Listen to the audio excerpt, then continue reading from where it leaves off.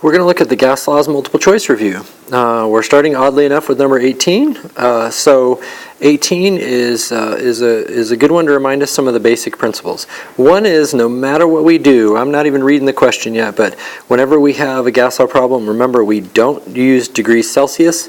We instead change them to Kelvin. You're right, you got it. So let's do that first. Remember that we're going to add 273 to each one of them. And this is what you're going to get. Of course, if you're Kaylee, you probably got 350.15 because you'd add 273.15. But for the rest of us, that's what we'd get. All right, let's read the question. So, the temperature of a sample of an ideal gas confined to a 2-liter container was raised from that temperature to that temperature. If the initial pressure of the gas was 1200, what was the final pressure? So this is one where all that's changing is there is a change in temperature. So there's going to be a T1 and a T2, and we know T1 is 300 K, T2 is 350 K, and they want to know how the pressure changes. P1 is 1200 millimeters of mercury, which I'm going to run out of room, and P2 is what they want us to find. Now you may be tempted to change this this 1200 millimeters of mercury to atmospheres, because we do tend to like that in atmospheres. But remember, that's only necessary if you're actually using PIVNERT, the ideal gas law. Here, our final pressures are in millimeters of mercury, so let's just leave it. So we need to figure out the relationship between these two.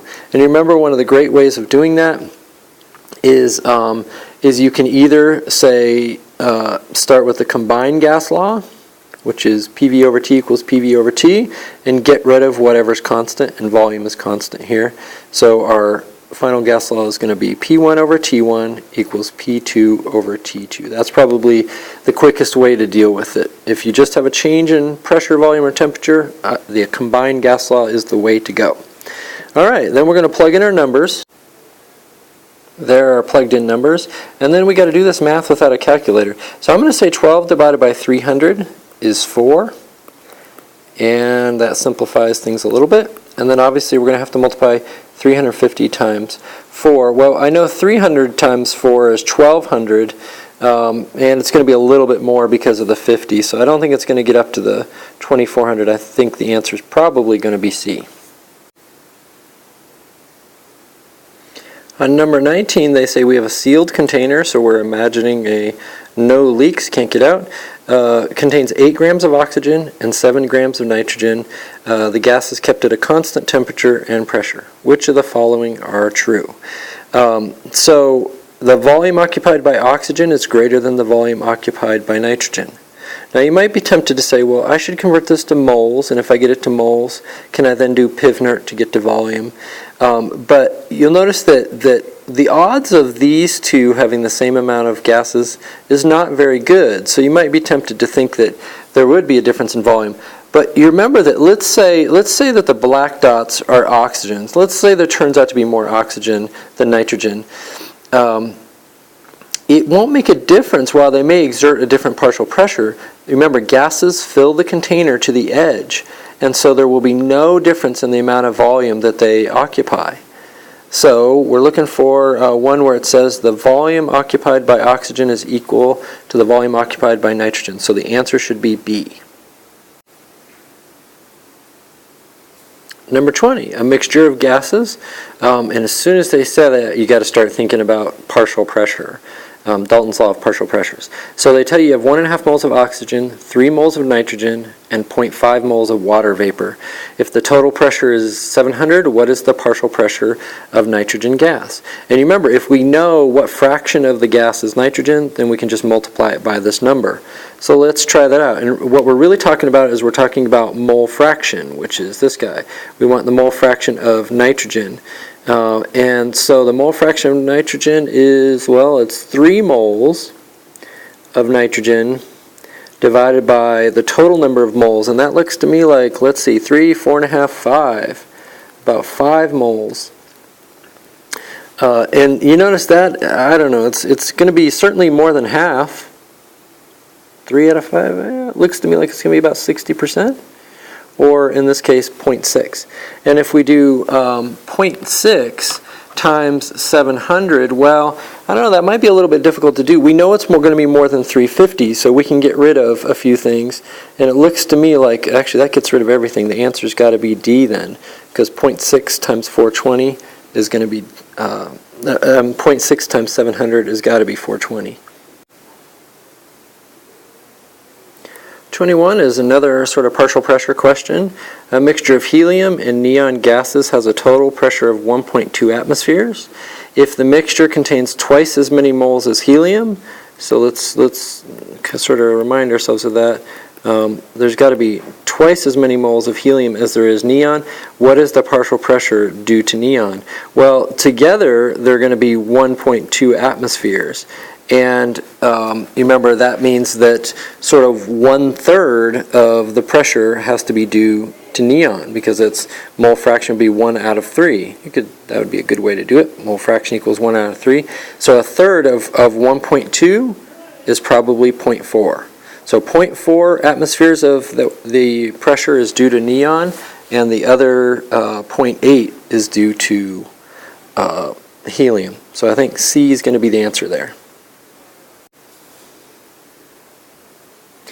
Number 22, nitrogen gas was collected over water. Ooh, collecting a gas over water. That's pretty exciting. Let me draw a diagram.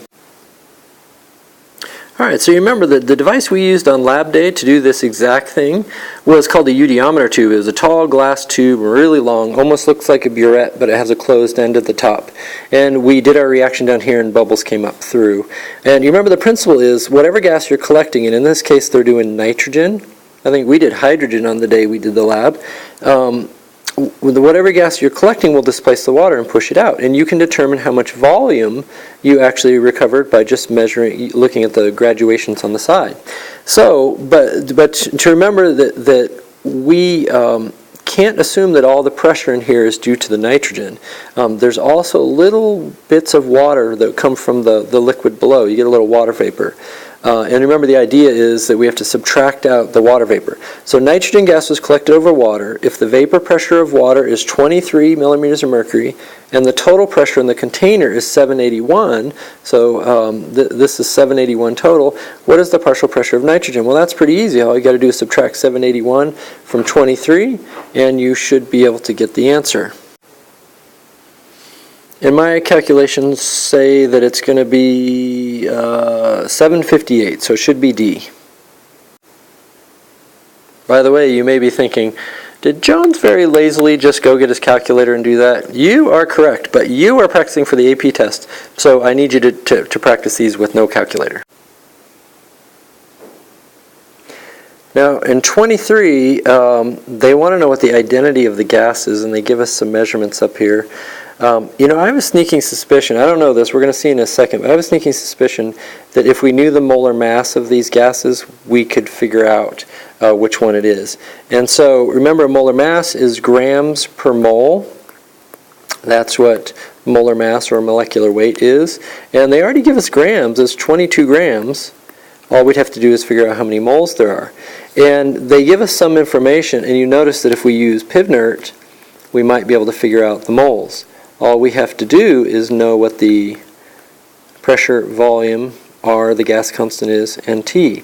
Now, whenever you're doing these things, you run across R, and you start to think, well, that's going to be rough, because the R that we're going to use here is 0.0821, because we're not taking energy in that way. We need the one that has liter atmospheres in it.